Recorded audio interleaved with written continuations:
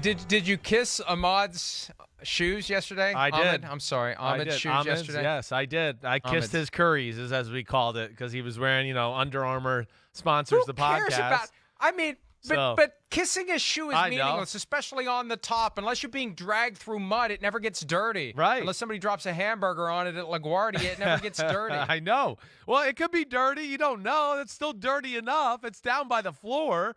All right, that was good enough. And, yeah, like you said in that clip there, I don't think he really wanted me to kiss his bare foot. I don't think that was like, oh, great, I won this bet. Now he can kiss my foot. I got to, put myself down. I made a bold comment there with the Steelers, and, I ate it because I was wrong. Thanks to Mike Tomlin and him being an unbelievable damn coach. How dare you, Mike Tomlin? What are you doing instilling all this great culture there in Pittsburgh and being tough and winning games you have no business winning? Damn it. Yeah, here I am, Mike, kissing the foot. I'm down on my knee.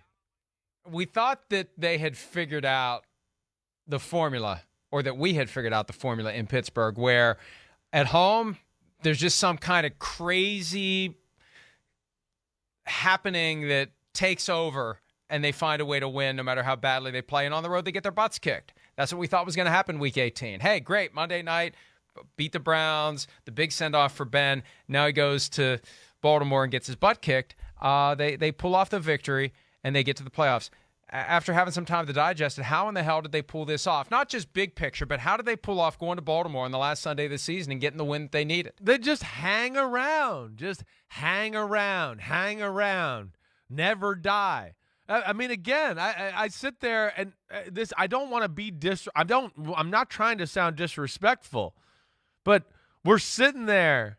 What was the game at this point? 13-3, 13-6. Baltimore's inside the 10-yard line. You're going 10-6, 10-6, 10-6, right? 10-6. At that point, it might have been 10-3, I think, even at that point, where they're inside in the 10-yard line, and you're thinking, here they're going to put the game away. They're running the ball at will on Pittsburgh. It's just a matter of time. Throws a bad interception in the end zone, forcing the ball to Mark Andrews. Had the fumble early on in the football game. It's hard to put your finger on it, exactly what Pittsburgh has done. One, yes, they're tough. They don't give up. Tomlin has instilled this is like, so what if you get knocked down? You're going to get back up, and we're going to keep swinging attitude with their football team. But, I mean, not only was I sitting there in the first half of the game the other day going, well, the Ravens are going to win. They're the better team. I mean, I said that like 7 different times over the last 2 months, where I went, man, the Lions should beat them. They're outplaying the Steelers. And then the next week I went, oh, my gosh, the Steelers against the Chargers. I mean, Justin Herbert's going up and down the field. It's a disaster. And then the week after that it was Joe Burrow. And, oh, my gosh, it's an annihilation of the Steelers. They are not good. And then it was the Ravens coming into town. The Ravens who, again, in my opinion, outplayed the Steelers that day. Lamar Jackson played poorly and missed some opportunities there. The Vikings game blown out. And, have the comeback to make it competitive. The Titans kind of crap down their leg and turn the ball over and do stuff like that. And you go, wow, they won the game. They were kind of outplayed. The Titans had it, but they did it. The Chiefs game, blowout. The Browns asleep at the wheel. And now this game, it's just, Mike, I don't even know. I can't even give football X's and O's, credence to the conversation. It was really guts and will. I'm sorry to talk so long. That's right. But this is where X's and O's and analytics and everything unrelated to actually putting on the pads, putting on the helmet, going out there and playing football one snap after another and mustering the will to win. That's what makes them dangerous. And I know they got blew out by the Chiefs, and they're the 7th seed, and it'll probably be a blowout on Sunday night, but can we really speak with confidence that the Steelers are walking into a buzzsaw here? If I was a Chiefs fan, I'd be very nervous about a team that has a vibe that goes like this. We got no business being here. We never should have made it.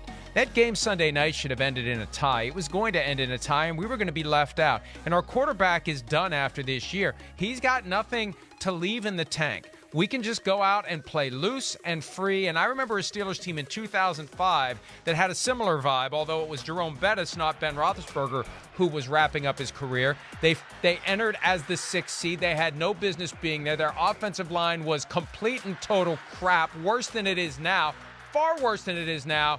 Oh, and they just strung together wins at Cincinnati, at Indianapolis, the best team in the league that year, at Denver, and then they went to Detroit and won the Super Bowl. I'm not saying that's going to happen. All I'm saying is, if I'm a Chiefs fan, I'm nervous about what's starting to cook up in Pittsburgh right now. I hear you. I hear you. You know, this is where Tomlin's a great coach. I mean, this is where he's a great coach. And they had no business being 11-0 last year. They had no business. They have no business being in the playoffs right now.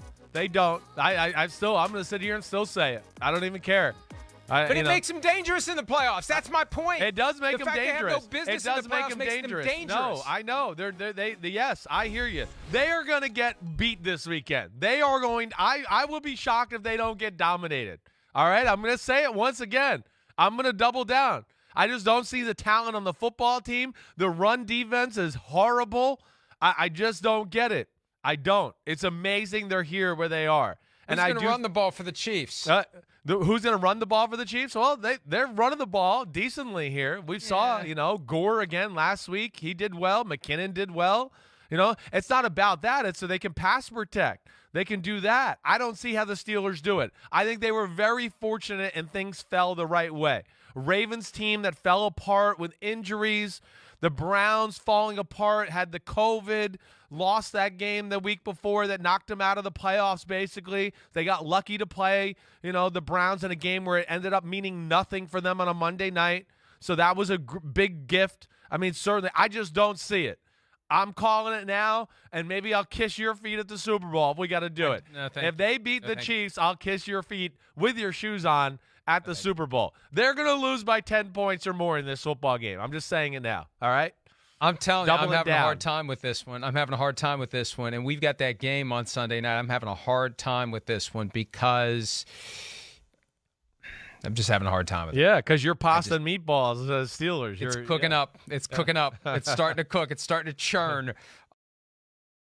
Hi, I'm Mike Tirico, and thanks for watching.